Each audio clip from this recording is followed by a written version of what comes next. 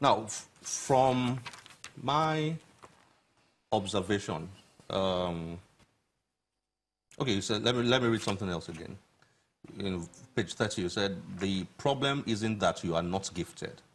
The problem is that you have not been able to discover your gifts. Yeah. Then down the line, you said, everyone has a gift, but not everyone has been able to discover their gifts. You are a lot more gifted than you can ever imagine. Yeah. Then, down the line again, you said, the reason you admire other people's gifts is because those people have paid the price to develop their gifts to the level they are now. Yeah. All well and good. I noticed this a lot in your book. You're asking us to take personal responsibility. Okay. You have to discover your gift. You have to develop your gift. Yeah. You have to use your gift. Yeah. You have to make your gift take you from mediocrity to excellence and all that. But I was thinking while I was reading that, in a country where poverty level is high, people are, and people just want to survive. Okay. Why does this one come into play? You're saying discover your passion. If my passion is just to survive, my passion is to survive. Where does this come into play? Okay. You didn't talk about the system and the environment at all. Okay. And a lot of people will argue that that's a big problem. Okay. In fact, interestingly, I actually considered the environment. You know, I'm not coming from somewhere in Europe or wherever. You live with us here. I grew up here, so I know how it is here. And at the end of the day, it still comes down to one thing: taking responsibility. You know, when you begin to blame economic conditions, blame political instability, blame government and the system we find ourselves for your inability to succeed and to move on in life, I think you're relegating responsibility. You're already accepting that, you know, these are the reasons why I have failed.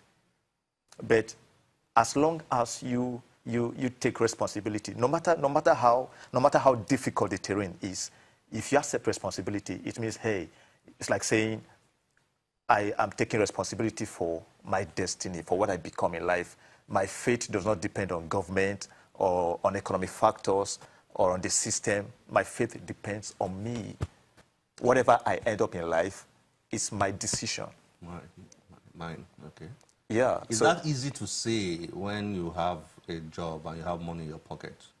Is that easy to say? Is it a different ball game when you have a job? You are totally broke and you just want to survive. I've been there. That's what I was hoping you would say. I've been there. In fact, you know, I've been broke. I know what it's like to be broke.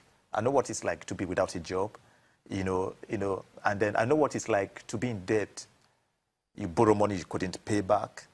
And then in the midst of all that, I took certain steps that helped me to come out of it, get a job that not just a job for the paycheck, but a job that gives me fulfillment, you know.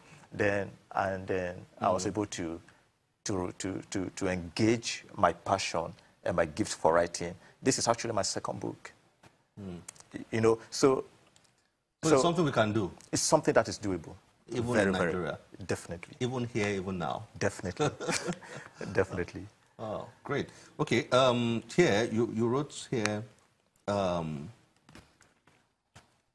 me read here. But there is a basic and primary, you refer to talents or gifts as assets. Yeah. And so you said here, there's a basic and primary asset we all have from birth.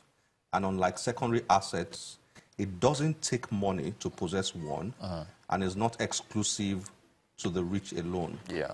This all-important asset is called gifts and is found in all men, whether rich or poor, male or female, young or old, black or white, Christian or Muslim, educated or non-educated. Yeah. So basically saying here that it's a blessing, it's cheap, it's an asset easily usable if you find it and you develop it, right? Exactly.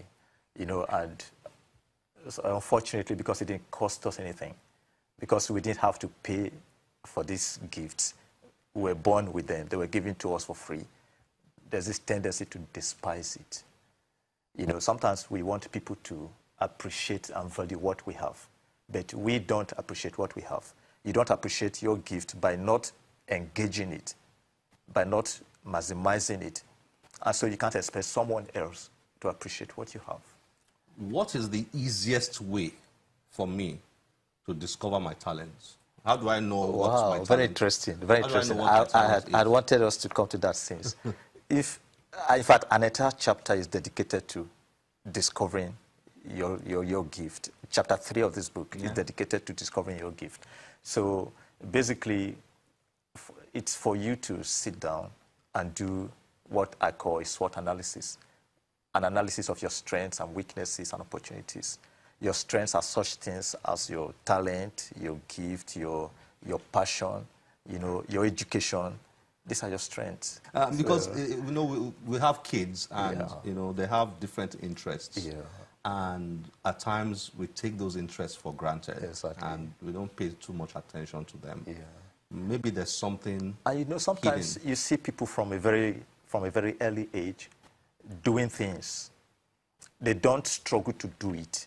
They just find themselves doing it. It could be anything. You see a child doing something, and they just flow with it. They just flow. And you see a lot of people try to do the same thing. They struggle a lot, but for you, it's easier. Very natural. Yeah. So when you pay attention to those things. Exactly. Hilton, thank you very much. Unfortunately, we don't have time. We've got to end it here. It's a pleasure. Thanks for having me. You are too gifted to be poor. Thank you very much. It's a pleasure. Thanks for joining us. Thank you for having me.